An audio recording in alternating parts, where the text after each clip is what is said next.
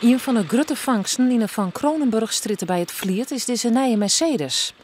Maar ook een grote zaken wordt ik zocht naar het Lietserkwot.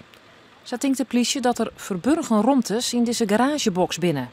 Daar kan zwart jild of sieraden in zitten.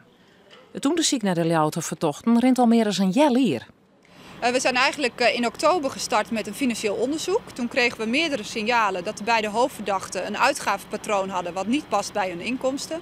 Dus dan moet u eraan denken dat ze grote sommen geld tot hun beschikking hadden, maar ook behoorlijke uitgaven deden, luxe artikelen tot hun beschikking hadden. Ja, en dat kon je op basis van hun inkomsten eigenlijk niet bij hun verwachten.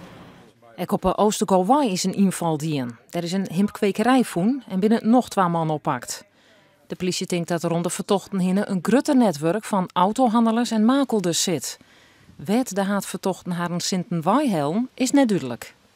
Dat onderzoeken we nog, dat weten we niet. Een van de mogelijkheden is dat dat uit de drugswereld komt, omdat we ook op een van de locaties een hennepkwekerij hebben aangetroffen. Maar het is ook goed mogelijk dat het uit andere criminele activiteiten is verkregen. Ja, dat gaan we uiteraard nog uitzoeken.